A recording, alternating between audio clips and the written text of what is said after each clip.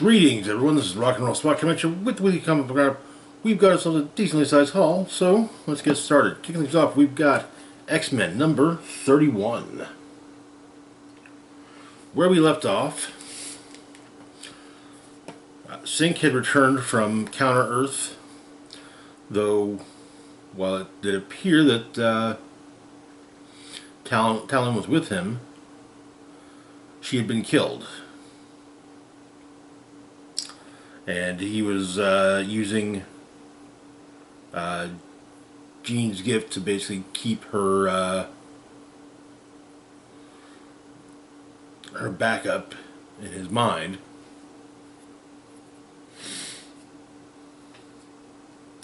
While the X-Men were planning for their the invasion, so to speak. So the issue opens with Synch and Talon sitting in a park, with Talon basically telling Synch that he needs to let her go. It turns out, though, that he's also dealing with an infection that, as he would usually be syncing with Talon's healing factor to deal with. Well, he isn't. Meanwhile, Spider-Man and Miss Marvel are working on using the biobomb from High Evolutionary to render the kill switch in the Greco medicines inert. But Nimrod catches on to them, and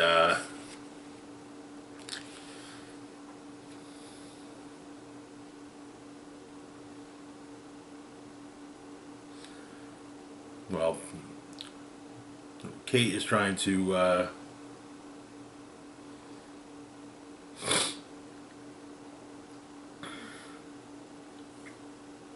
basically helps get Synch to wake up when Spider-Man and Miss Marvel are attacked by Nimrod.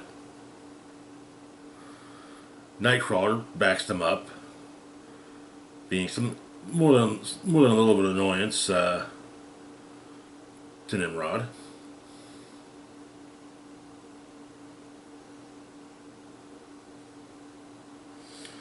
And Spider-Man literally hits Nimrod with a truck, though it does more damage, significantly more damage to the truck than to Nimrod.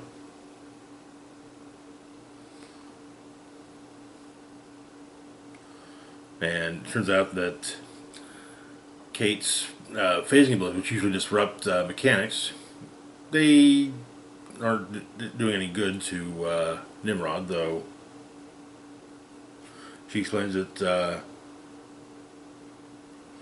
is largely keep Nimrod's eyes on her while Wolverine attacks, though Wolverine does take some damage. At the Hellfire Club, Wilson Fisk is meeting with what appears to be lieutenants in his former empire, discussing the looming gang war happening in the Spider-Man books, when he's informed that his wife has returned. And the two are reunited, while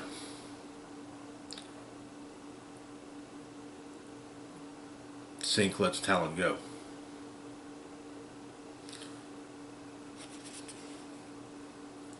But the fight as Nimrod isn't going well. Synch phases up from underground, hits Nimrod with a rather powerful bolt of lightning, though it only manages to slow him down.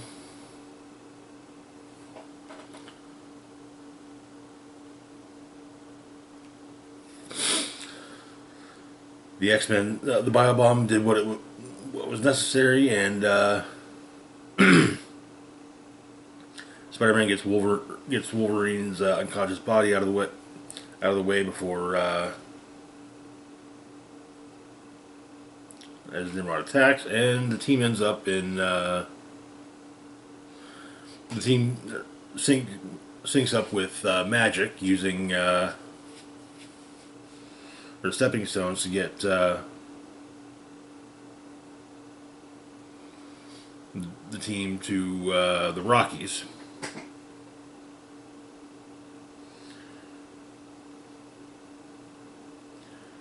But Sync then tells Shadowcat to give Polaris the green light. The hostages are free, and so the invasion is soon to begin. And that is where the issue ends. And this will actually be picked up on in Fall of the House of X #2.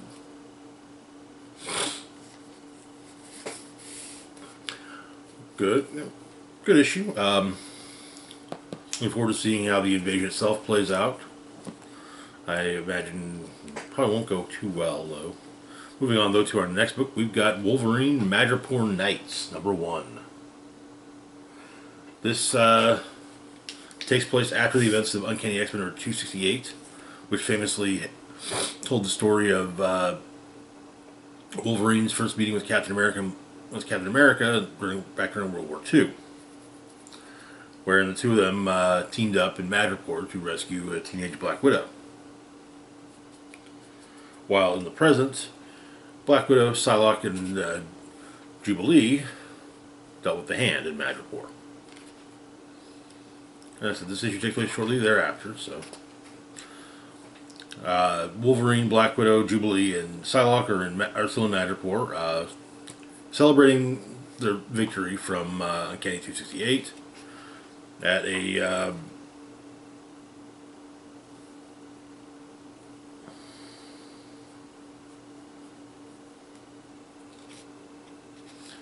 hotel known as Divine, soon to be rendered completely obsolete with a similar and taller building across the street known as 2K.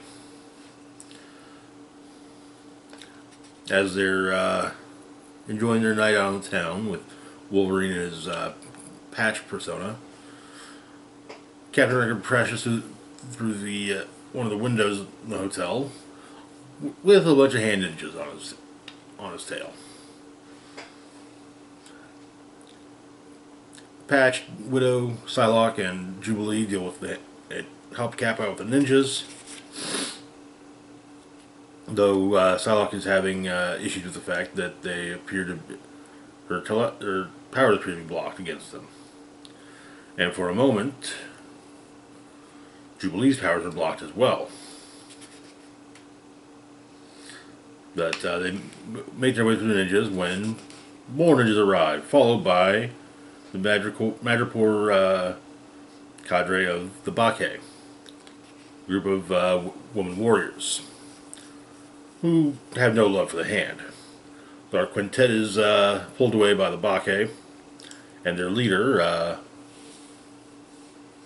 Sabrina, an old friend of Logan's,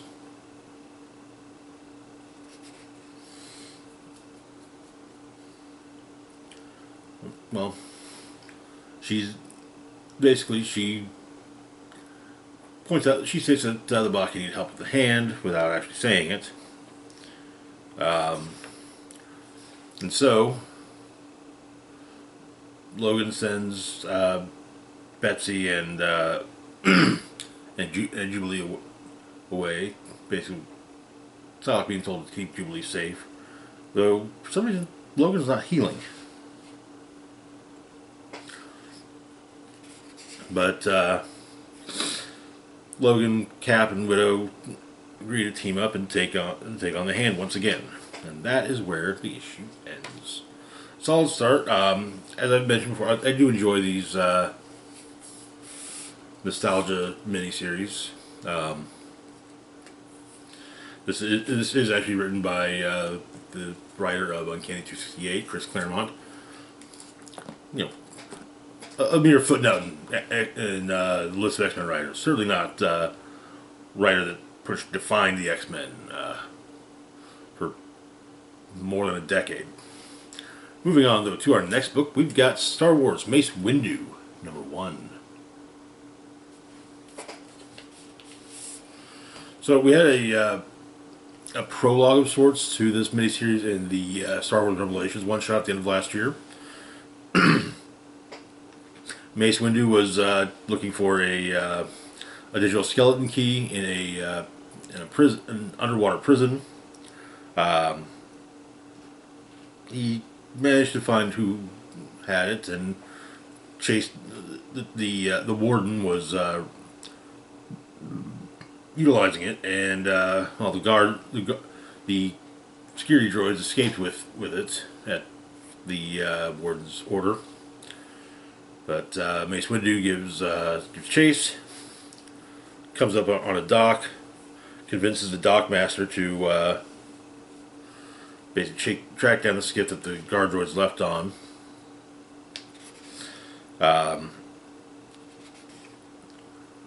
Damaging the skiff the droids are using, and then subduing the droids and getting the system-wide skeleton key. Then returns to Coruscant, but Master Yoda has a mission for him on Romira, a moon in the Vergara system. Most services glacial, save for a temperate band across the equator. Beneath the surface is where things get interesting, however. There's a coaxium refinery that takes advantage of the blue hot lava that courses under the rivers under the ice. Someone there has devised a new coaxium formula. The formula would boost sublight engines to 120% without exploding. In the wrong sort of hand, if the wrong sort of get their hand on it, the Hutts, the Pikes, or any upstart band of thugs or pirates, perhaps say Crimson Dawn, they could run blockades and outrun Republic patrols. They have a tactical advantage that the Jedi couldn't counter.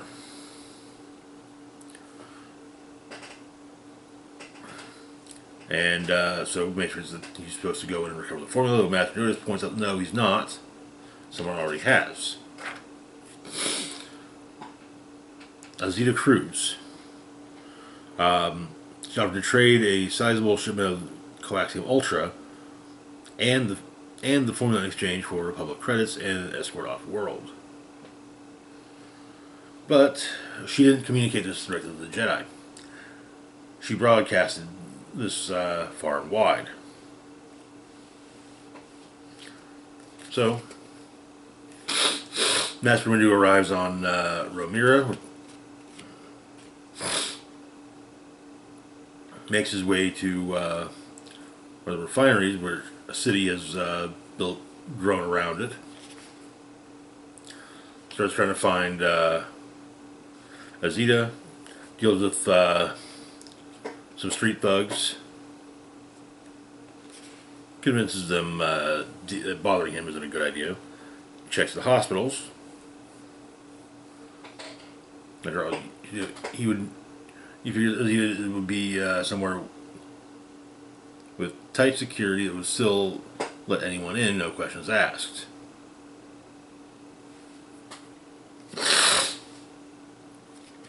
Master Windu asks a few questions about recent arrivals, and making it implying that credits might be offered in exchange for information. He's pointing the direction. However, as he has escaped, Mace tracked her down. However, she's being tracked down by refinery security as well.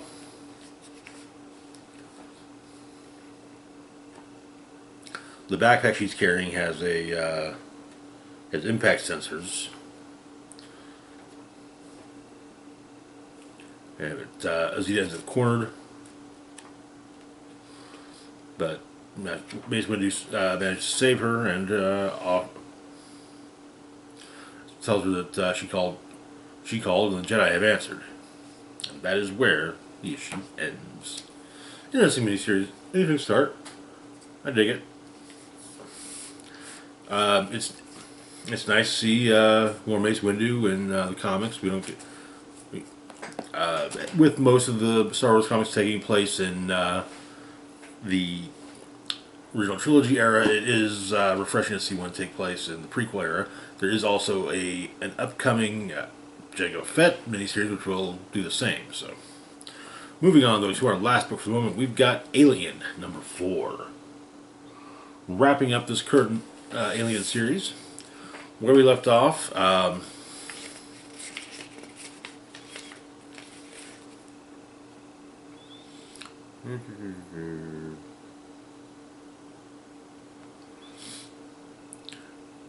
Zasha Zahn, the daughter of late scientist Bataya Zahn, has returned to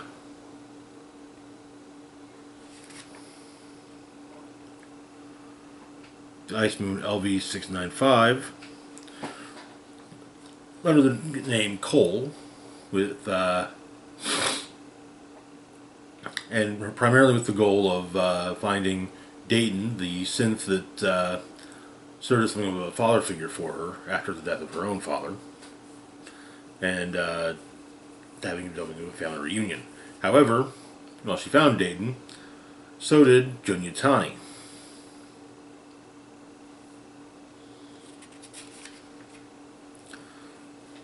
And his synth bodyguard, who, while Zasha is able to briefly bring her down, well, Yutani points out that since the model is made for combat, and its processing software deleted, more room for brutality. But Dayton, who has linked himself to the keg's power supply, is able to use his severed legs remotely to hold Yutani's synth in place, and Zasha is able to basically rip it in half. Outside, a creature native to the LV-695 is dealing with the two breeds of xenomorphs. However, that xenomorph is there's a xenomorph about to birth itself from the indigenous creature. We have a flashback to 2168, back when Dayton was a company android. He had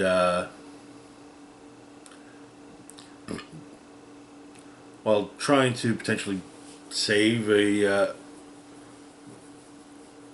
xenomorph, he had been damaged, losing an arm in the process.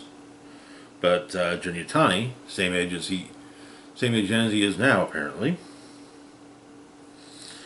comes in and destroys the creature, or rather, watches as Dayton destroys the xenomorph, expressing his disappointment in Dayton. But Dayton explains also that he's linked himself with the with the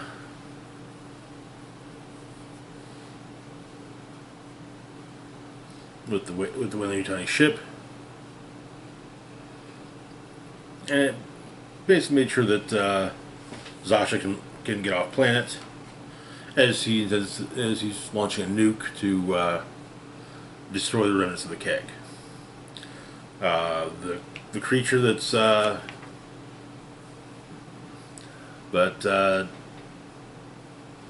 Dayton and Junyatani continue their argument as the nuke launches. As it does, however, Zasha, rather than run back, leave the planet and survive, opts to go back to Dayton.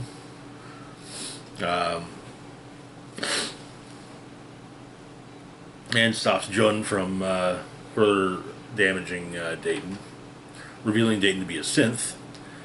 The native creature, the xenomorph growing inside it,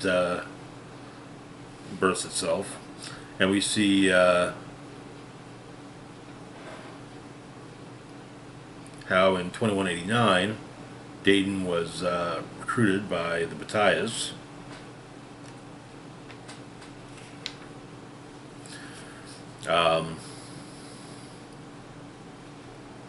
However, Junior Tani, as pointed out, was basically from the distant edges of the Tani family.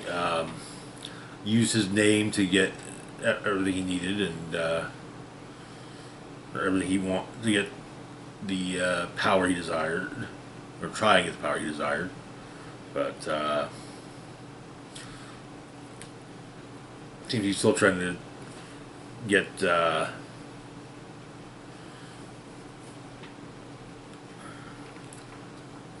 get a xenomorph specimen. But we find out that the Junior Tiny synth is by and large just a observation unit. The real Junior Tiny in an office back on Earth, basically receiving the final transmission from Yutani.